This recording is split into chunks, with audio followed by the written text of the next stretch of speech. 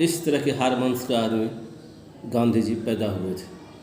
आने वाली पीढ़ी शायद इस बात को मानने से इनकार कर ले, ये अल्बर्ट आइंस्टाइन का कहना है। अब आते हैं कि गांधी इतने प्रसिद्ध कैसे हो गए। 2 अक्टूबर 1869 को उनका जन्म होता है गुजरात के पोरबंदर में, और वो पढ़ने के लिए इंग्लैंड चले जाते हैं। फिर वहाँ से दक्षिण अफ्रीका आते हैं, वहाँ प्रैक्टिस करते हैं लॉ की। वहाँ पे वो फिनेक्स हाउस करके कोई संस्था की स्थापना करते हैं। दक्षिण अफ्रीका में ही अश्वेतों के खिलाफ जो अत्याचार हो रहा था, उस अत्याचार के खिलाफ भी उन्होंने आंदोलन किया। एक बहुत ही रोचक घटना गांधी जी के बारे में है कि जब गांधी जी ट्रेन पे सफ़र कर रहे थे साउथ अफ्रीका में, तो अंग्रेज़ों ने ट्रेन से उनको ठेल दिया था। या उस समय के विषमता को दिखाता है। विषमता न सिर्फ, हालांकि साउथ में कास्ट को लेकर विषमताएँ नहीं थी। यूरोप में और दक्षिण अफ्रीका में, चूँकि यूरोप का शासन था, इंग्लैंड का शासन था अफ्रीका पे, तो वहाँ की जो मानसिकता है वाइट स्किन की, सर्वोच्चता की, कि गोरे सर्वोच्च होते हैं और काले चमड़ी वाले या ब्लैक स्किन वाले लोग हैं होते हैं। तो इस भेदभाव के कारण गांधी को रेलगाड़ी से नीचे उतार दिया गया। और उसके बाद गांधी जी 9 जनवरी 1915 को वापस भारत आते हैं। वहाँ पे उनकी मुलाकात अफ्रीका में ही गोखले से होती है। गोखले उनके राजनीतिक गुरु बनते हैं, गोपाल कृष्ण गोखले। गांधी पे 2 बहुत बड़े थिंकर का प्रभाव पड़ता है। एक टॉल्स्टॉय का और मैक्सिम गोर्की का प्रभाव पड़ता है।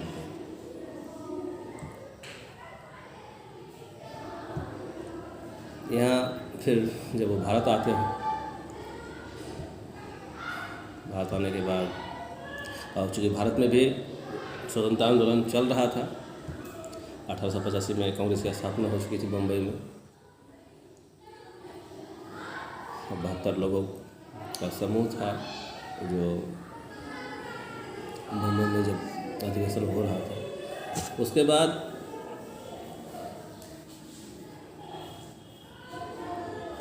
साल दर साल अधिवेशन होता रहा। 1905 का अधिवेशन हुआ। जब 1915 का अधिवेशन हुआ, 1916 आता है, गांधी जी 1916 का अधिवेशन में भाग लेते हैं। लखनऊ में हुआ था अधिवेशन, 1916 का अधिवेशन लखनऊ में हुआ था। तो इसमें एक बात हुई थी कि 1907 में जो सूरत का विभाजन हुआ था कांग्रेस में, अखिल भारतीय कांग्रेस का जो विभाजन हुआ था सूरत में, वो 1916 में आके फिर कांग्रेस एक हो जाती है। और गांधी जी सूरत के अधिवेशन, गांधी जी यहाँ 1916 का जो लखनऊ अधिवेशन होता है, गांधी जी 1916 के लखनऊ अधिवेशन में भाग लेते हैं। यहीं पर उनकी मुलाकात रामचंद्र शुक्ल उनसे मुलाकात करते हैं गांधी से, और वो अनुरोध करते हैं कि आप आइए बिहार। तो गांधी जी उसमें हालांकि बिहार नहीं आते हैं, लेकिन उसके बाद जब चंपारण में सत्याग्रह होता है, तब चंपारण सत्याग्रह के समय में गांधी जी बिहार आते हैं। यहाँ पे नील की समस्याएं थी।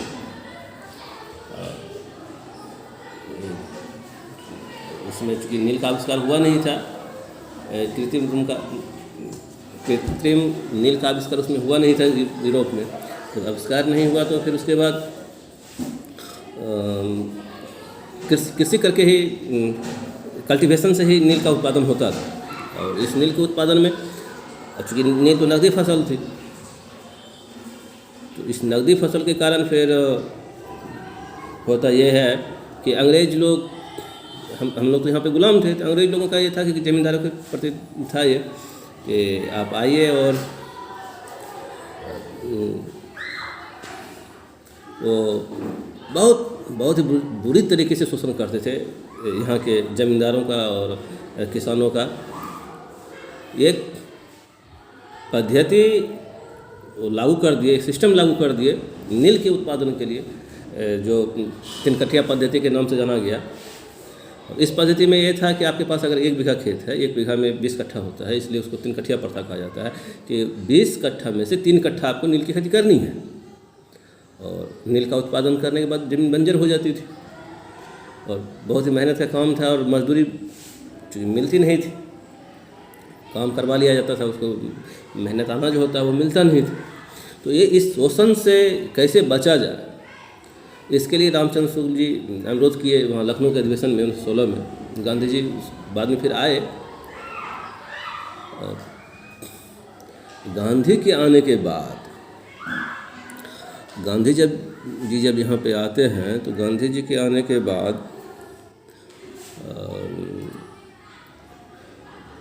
फिर वो चंपारण जाते हैं। चंपारण में फिर वो गांव घूम के, हालांकि उनके साथ राजेंद्र प्रसाद सब भी लोग हैं, गांव में जाते हैं और उसके बाद फिर अपना प्रतिवेदन सौंपते हैं अंग्रेज को। हालांकि गांधी जी को रोका गया, गांधी जी को कहा गया कि आप वापस चले जाइए। फिर गांधी जी वापस नहीं गए, कहे कि मैं गिरफ्तार हो जाऊंगा, लेकिन मैं आंदोलन के लिए यहाँ आया हूँ, चंपारण की जनता की समस्या को सुनने के लिए आया हूँ, तो मैं यहाँ पे इसकी समस्या को सुन के ही मैं जाऊँगा। आप गिरफ्तार करना था, आप गिरफ्तार कर लीजिए।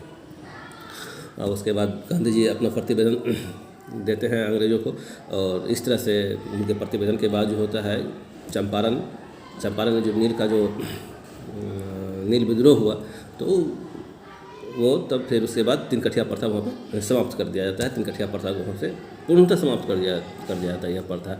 और तब तक यूरोप में नील का आविष्कार हो गया। और उसके बाद फिर हम आते हैं गांधी जी के योगदानों को। फिर हम जब आगे बढ़ते हैं तो फिर उस दरमियान में गांधी जी का खेरा विद्रोह हो गया, खेरा आंदोलन हो गया गुजरात में, मिल मजदूरों का आंदोलन हो गया गुजरात में। उसके बाद फिर बात आगे बढ़ती है, 1920 का असहयोग आंदोलन हो जाता है। और इसी असहयोग आंदोलन में एक स्थान है चौरी चौरा, उत्तर प्रदेश के गोरखपुर नामक स्थान के आसपास है वो चौरी चौरा नामक स्थान है गोरखपुर के पास। तो वहाँ पे आंदोलन के उग्र होने के कारण 1922 में आंदोलन के उग्र होने के कारण चौरी चौरा नामक स्थान पे थाना को भीड़ जो है आग लगा देती है और उस आग में कम से कम 22 सिपाही जो है पुलिस के वो उनको जला के जिंदा मार दिया जाता है। इस घटना से गांधी जी क्षुब्ध होते हैं और उसके बाद असहयोग आंदोलन को वापस ले लिया जाता है। जब यह आंदोलन वापस ले लिया जाता है तो उसके बाद कहा बहुत सी उनकी आलोचना होती है कि जब लोगों को लगा कि नहीं इस आंदोलन के द्वारा ही हम अंग्रेजों को यहाँ से भगा देंगे, तो आखिर छोटे मोटे हिंसा के बाद आखिर क्यों गांधी जी आंदोलन को वापस ले लिया। हालांकि नेहरू ने भी जवाहरलाल नेहरू ने भी इस चीज़ का विरोध किया, सुभाष चंद्र बोस ने भी इस चीज़ का विरोध किया। इन सब विरोध के बावजूद भी गांधी जी असहयोग आंदोलन को वापस ले लिए। इस आंदोलन के पहले एक घटना घटती है कि एक रोलेट आता है 1919 में, एक रोलेट एक्ट आता है। और रोलेट एक्ट है दरअसल कि आतंकवाद का एक कानून है कि किसी भी आदमी को अंग्रेज जो है किसी भी आदमी को गिरफ्तार कर लेगा और बिना दलील बिना वकील का ये आपको जेल में रख सकता है, उसमें कोई कानून नहीं, शक के आधार पर ही किसी को भी गिरफ्तार कर सकता है अंग्रेज। तो इसका व्यापक स्तर पे इस एक्ट का व्यापक स्तर पे पूरे देश में विरोध हुआ। और इस रोलेट एक्ट के विरोध में पंजाब में एक स्थान है अमृतसर, और अमृतसर में एक जगह है जालियांवाला बाग। उस जालियांवाला बाग में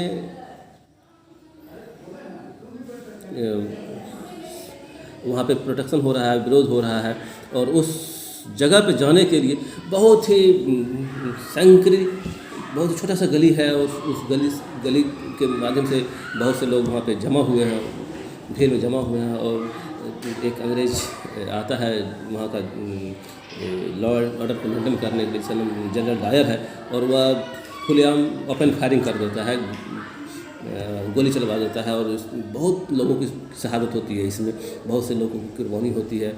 और चूँकि रास्ता इतना संकीर्ण था कि कोई लोग भाग नहीं सके, एक बीच में कुआं था, कुआं में बहुत से लोग गिर गए, तो उसके बाद उनकी लाशें निकली। तो इस घटना से क्षुब्ध होकर फिर गांधी जी ने जो कैसर हिंद की उपाधि थी, उस उपाधि को वो वापस करते हैं अंग्रेज सरकार को। और इसी घटना से क्षुब्ध होकर रविन्द्रनाथ टैगोर भी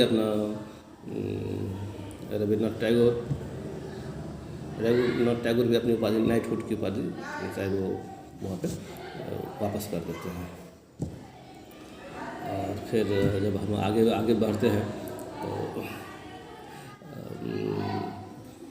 डंडी मार्च आता है 1930 में। जब डंडी मार्च आता है 12 मार्च से लेके 6 अप्रैल तक, 12 मार्च 1930 से 6 अप्रैल 1930 तक डांडी मार्च होता है। डांडी मार्च जैसा वो उसको आप कह सकते हैं सविनय अवज्ञा आंदोलन था। ये नमक सत्याग्रह भी कह सकते हैं उसको।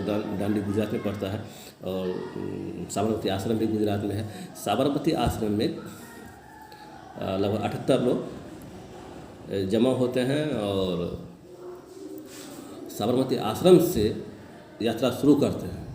गुजरात के साबरमती आश्रम से यात्रा शुरू करते हैं और डांडी समुद्र का किनारा है, और डांडी नामक स्थान पर जाके उसको ख़त्म करते हैं। और इस दरमियान में टोटल 26 दिन का समय लगता है उनको।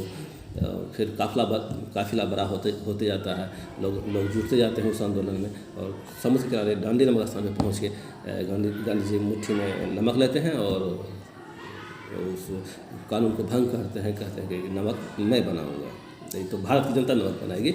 और भारत की जनता प्रतीकात्मक रूप से नमक बनाती है और सब में आंदोलन जो होता है वहाँ से फिर शुरू हो जाता है। और उसके बाद आंदोलन चल ही रहा है। और उसके फिर आगे का घटनाक्रम क्या होता है कि 1930 में प्रथम गोलमेज सम्मेलन हो जाता है। यहाँ पे इरविन है गवर्नर, और इंग्लैंड में रेमजे मैकडोनाल्ड है वहाँ का प्राइम मिनिस्टर। प्रथम गोलमेज होता है, गांधी जी को इन्वाइट किया जाता है, लेकिन गांधी जी जाते नहीं हैं उस आंदोलन में। गांधी जी आंदोलन में गए नहीं। प्रथम गोलमेज याद रखने की चीज़ है कि प्रथम गोलमेज सम्मेलन में गांधी नहीं जाते हैं। और जाते कौन हैं?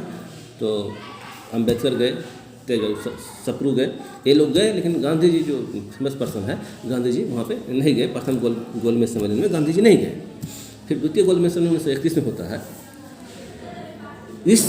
इस आंदोलन में गांधी जी जाते हैं।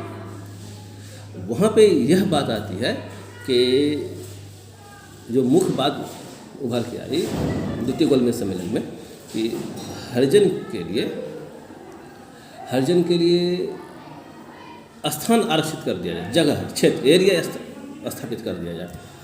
तो अम्बेडकर उसमें सहमति बढ़ते हैं, लेकिन बाद में गांधी के कहने के कारण फिर वो बात वहाँ पे दब जाती है। और यह भी एक तरह से सेकंड गोल में भी सफल नहीं हो पाता है। और थर्ड गोल में जो होता है, थर्ड गोल में